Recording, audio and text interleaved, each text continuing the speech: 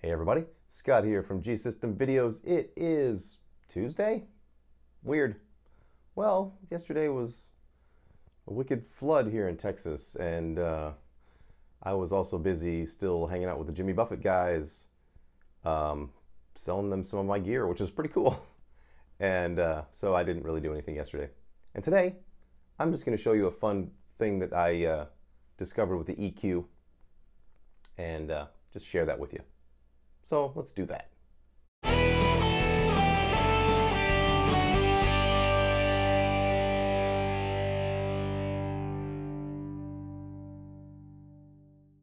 Yeah, I haven't gotten back to the Rush presets yet, but they'll get finished. Trust me.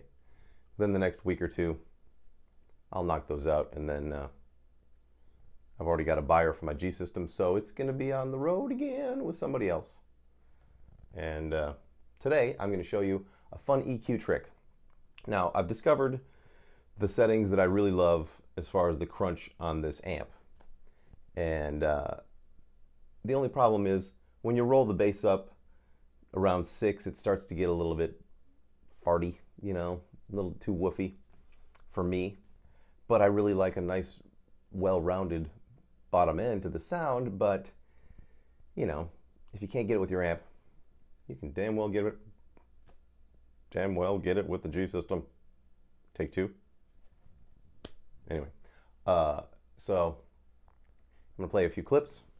Here is without the EQ on the G system. I've got some delay, reverb, and compression happening, and the gate, because this is kind of a lot of gain.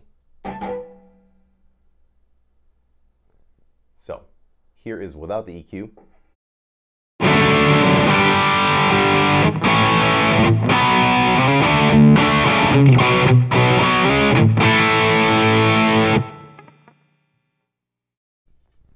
Now let's turn the EQ on. I mean, that's a good sound, but it just doesn't have any real balls to it, you know what I'm saying? So here's with EQ.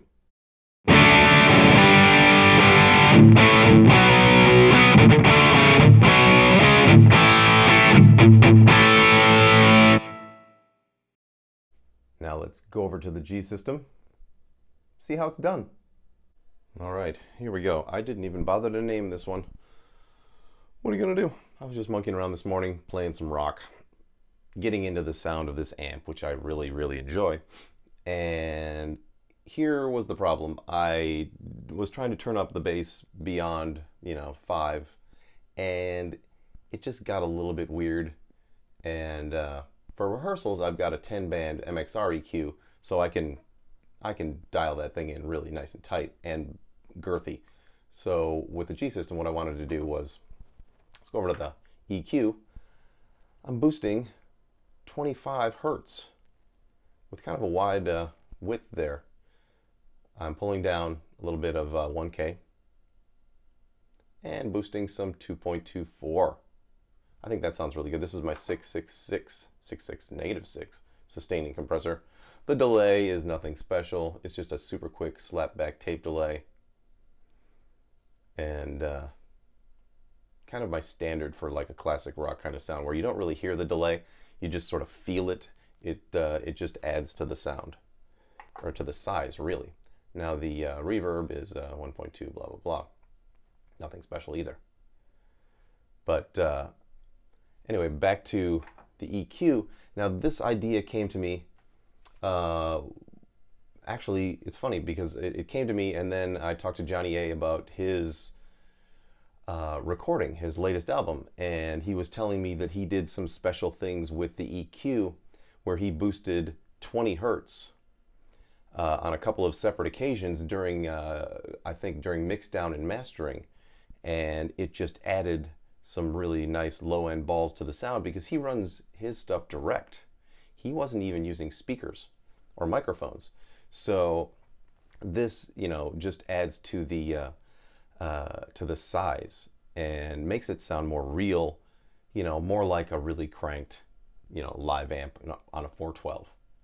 And when you can't get that, like here with my ISO cab, I can't go that loud, and I've just got the single 12. this really can help for recordings and things like that. Or if, if your live rig just isn't ballsy enough for you, add some bottom. I know it goes a little counterintuitive to what I've done before, where I would roll up the this to say 63 and then roll this back. But that is if you are dealing with a you know, a ton of low end and you wanted to tighten it up. So, you know, there's multiple uses for the EQ with the G system. I find it's infinitely fun to fuck around with. There you go, everybody. A little free preset Tuesday. Meh. There goes the pick. Oh shit, what are you gonna do? I will be back hopefully Thursday with some more Rush presets. I'm gonna try and do Tuesday, Thursday, and Friday videos this week with the Rush presets at the end of the week. And this today, just for fun, just to help some of you out. Because if you don't want to go too high on the bass on your amp, and a lot of times you don't, I find, especially when you're stacking a bunch of effects on top of things, it can be a little bit much for the low end of your amp to handle. So I just roll mine back. I've got my bass and mids both at 5, the treble at 6, presence at like 2 3/4, and the drive halfway, which is a lot of drive for me, but it just sounds awesome. So what the fuck? So anyway, I will see you on Thursday, and until then, rock on.